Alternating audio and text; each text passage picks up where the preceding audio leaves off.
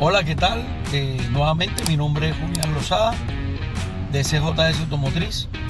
Continuando por nuestro curso de diagnóstico automotriz, vamos a iniciar el día de hoy con un diagnóstico práctico para que vean cómo es el proceso, cómo se inicia y cómo se debe abordar según la temática de cada caso. Esto es una Toyota Prado 2014. Este vehículo abordamos al cliente, le preguntamos qué manifestaba y el cliente manifiesta que se le prende el testigo de ABS, el testigo de 4 low y en ocasiones el check engine. Esporádicamente apaga el carro, vuelve y se le apaga. No genera ningún tipo de fallo, pero es incómodo tener esos testigos prendidos. ¿Cómo procedemos? Inicialmente vamos a escanear el vehículo, vamos a ver cómo se accede al carro en un escáner universal y vemos qué código nos da, cómo interpretar y cómo hacer una prueba de ruta para capturar el error. Buscamos asiáticos y en asiáticos buscamos Toyota. Ya entrando a Toyota, damos confirmar, esperamos que se conecte y buscamos 16 pines DLC. Estos conectores donde dice 17 pin DLC eran unas versiones anteriores de Toyota, igualmente que el 17 y 22 eran conectores antiguos, ya no se utilizan casi, pero todavía algunas Toyota Prado viejitas del año 2006, del año 2004 tienen estos conectores de 17. Incluso la Toyota Burbuja traía de 22 pines. Comercialmente ya en los vehículos modernos nos encontramos, así que cuando entramos a Toyota nos vamos a 16 pines y Europa u otros. Aquí podemos cambiar la opción para otros mercados, pero lo que nosotros recibimos aquí en mercado europeo u otros mercados. Le damos 16 pin y esperamos que cargue el software. Land Cruiser Prado, crucero por radar, esto es para mercado americano y aquí le damos otros. Aquí nos identifica el motor, un motor 1KDFT, el famoso motor 3.0 diésel de Toyota. Nos dice el mercado en que está. Este año que nos dice aquí tenemos que tener mucho cuidado. Este es el año de fabricación del diseño. No quiere decir que sea el año del vehículo. Es decir, la tecnología que tiene este carro nació desde el 2009. Por eso vamos a encontrar en vehículos 2014, 2015, 2016, año aquí 2014 o 2013, que es la tecnología cuando hicieron cambio de diseño electrónico en el vehículo. Este es el inicio de este diseño electrónico que carga este vehículo. El kilometraje actual 210.000, número de cilindros 4. Le damos está bien, continuamos y vamos a hacer un barrido general para buscar nuestro problema.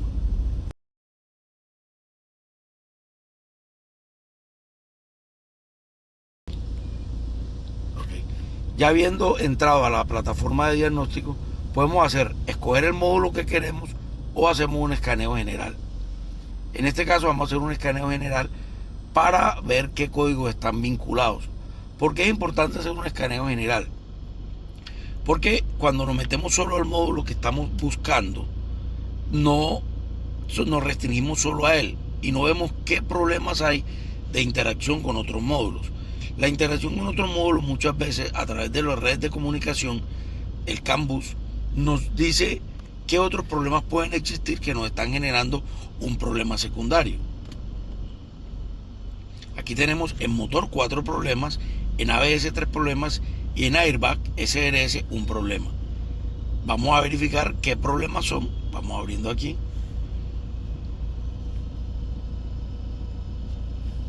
Aquí podemos ir abriendo para ver qué problema hay y aquí podemos ver qué problema hay. Entonces vamos a verlo sin entrar a profundidad en cada módulo, qué es cada código y hacia dónde va. Lo primero que tenemos que identificar es que hay dos tipos de códigos: los códigos presentes y los códigos que están históricos. Aquí podemos ver códigos corrientes, que son los que están presentes, y los códigos históricos, que son aquellos que quedaron grabados pero que no están presentes en el diagnóstico que hace la computadora al encender el carro. Entonces, rápidamente aquí encontramos código corriente, el P102, código de anemómetro bajo. ¿Qué es el anemómetro? Es otro nombre común poco común utilizado para el sensor MAF, el MAF o sensor de flujo de aire.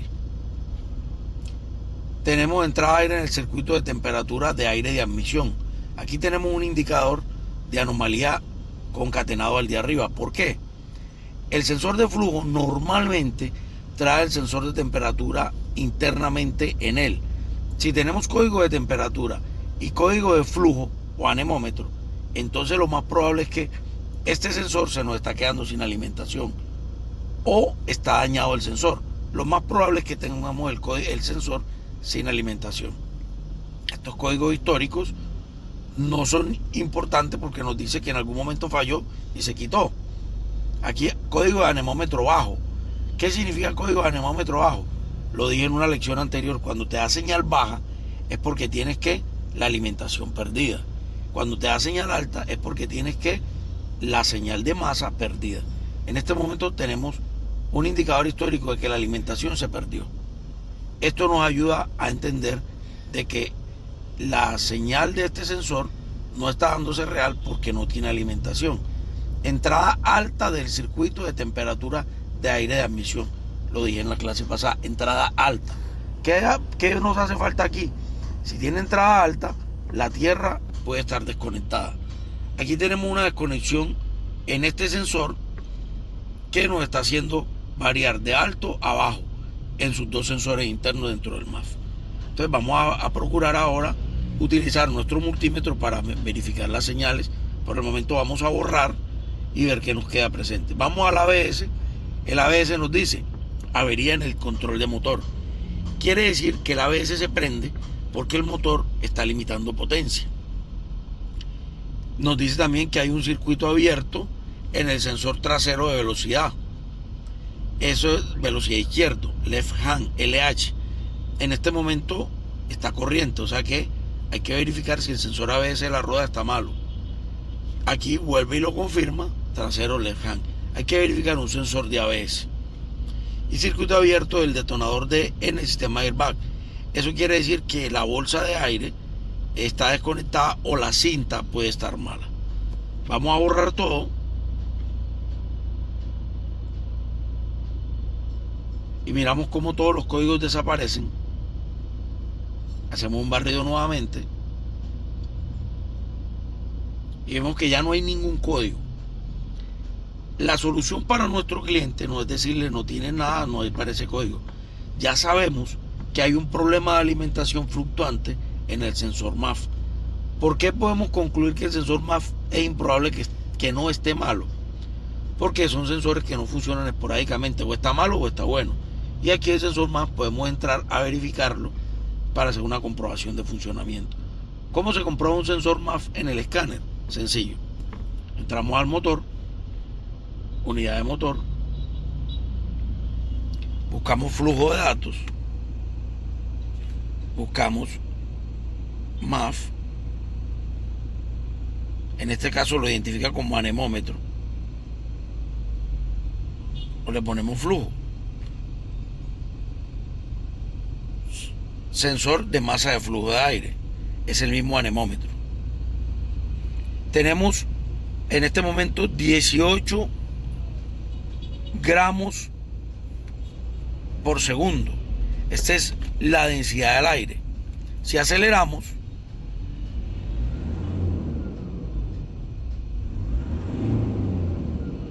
vemos como el gramaje de aire aumenta estando dentro de parámetros correctos.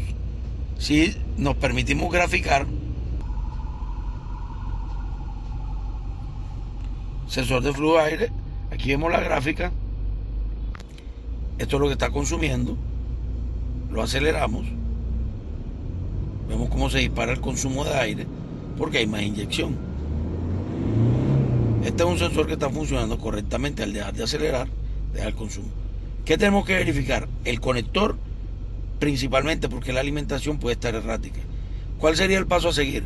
Escaneando el sensor, movemos el conector y vemos si esto se pierde y confirmamos si el conector está sulfatado, un cable partido, algo que está haciendo falso contacto. Bueno, Ya estamos con nuestro multímetro y nuestra punta lógica para hacer las pruebas del sensor MAP.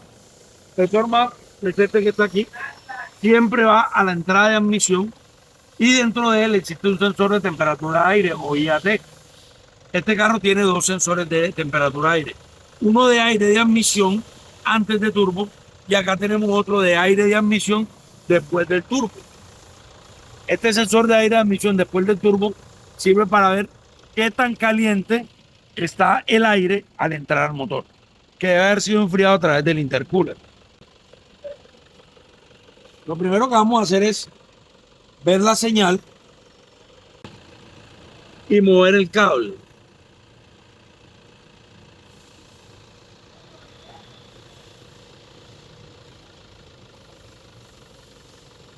Moviendo el conector, moviendo el cable, no tenemos ninguna respuesta negativa. Lo que nos dice que aquí no hay nada dañado. Si lo desconectamos y le simulamos un fallo, ahí se cae porque lo desconectamos. Y al conectarlo, vuelve a funcionar. Le generamos un error al carro. ¿Qué error le generamos? Vamos atrás. Circuito de anemómetro bajo. Entrada alta de temperatura. Esos códigos los acabamos de generar. Está el temporal y el permanente. Estos códigos los generamos por haber desconectado. Los borramos y seguimos en el diagnóstico.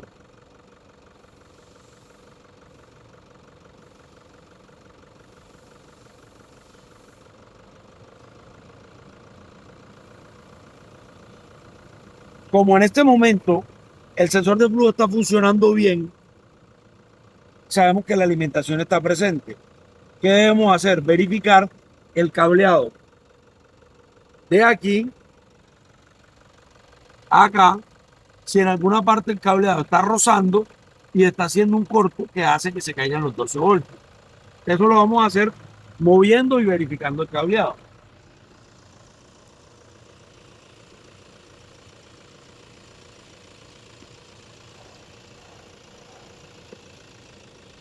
Vamos a hacer una medición del sensor.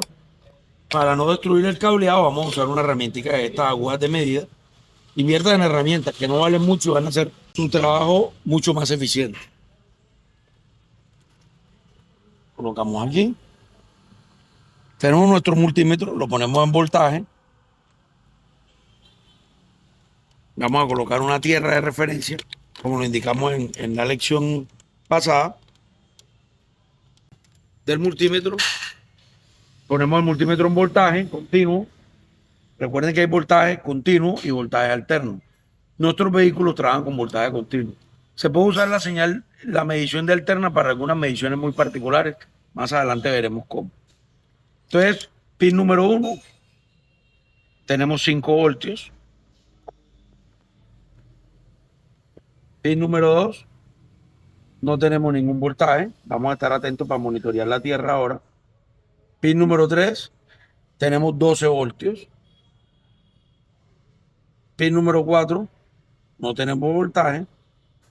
Y pin número 5 por último, tenemos 5 voltios. Ok. Aquí vemos que la alimentación del sensor IAT, que normalmente es 5 voltios, está bien. Y la 12 voltios, que es la señal, y el voltaje de alimentación del sensor MAF está correcto. ¿Qué tenemos que verificar? La masa. ¿Cómo verificamos la masa?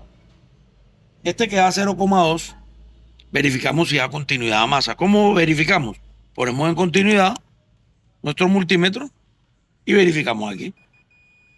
Ahí tenemos 24 ohmios, muy probablemente está en la masa con algo de resistividad, que no está muy bien 23 ohmios, pero es aceptable. Volvemos a voltaje y vemos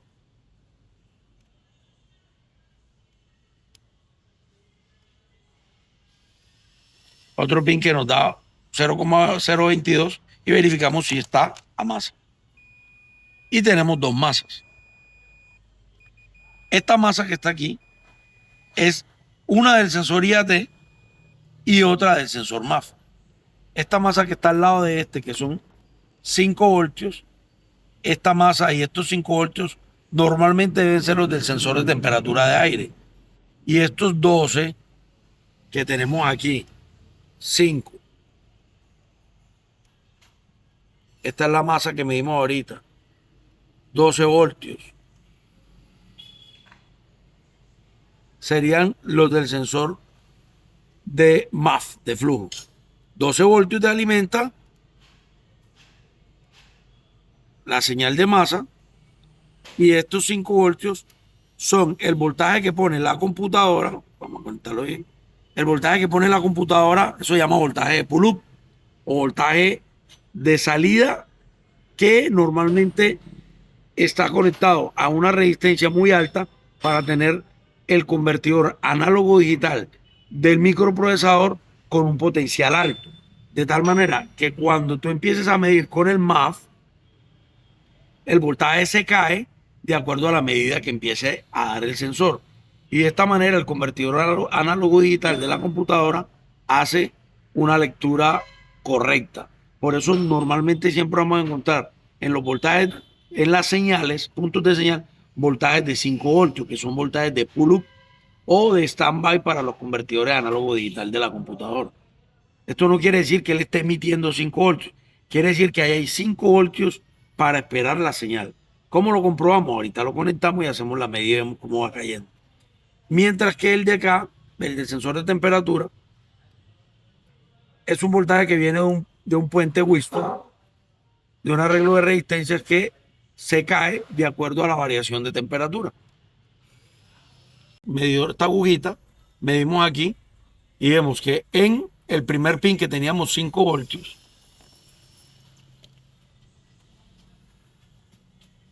conectado al sensor, este pin nos daba 5 voltios, este que está de este lado, y ahorita da 2.7 voltios. Estos 2.7 voltios, por ese tipo de medida podemos inferir claramente que es el sensor de temperatura de aire. Este sensor de temperatura de aire está dentro de un parámetro más o menos normal para la temperatura ambiente aquí de Cartagena. Aquí, en este que está acá, el último, que era el primero, viéndolo al revés, tenemos 1.4. Este puede ser el sensor de flujo. ¿Qué vamos a hacer? Vamos a prender el carro y vamos a ver la variación de temperatura y de flujo conforme aceleramos el carro. 1.7 voltios y tenemos 1.6. Vamos a acelerarlo. Acelera y suelta, por favor. No hay ninguna variación. Entonces teníamos un error en la conversión y este es sensor IAT. Y aquí deberíamos tener la variación. Aceléralo. Aquí tenemos la variación, lo que indica que este es el sensor de flujo. Aceléralo. Este es el sensor de flujo.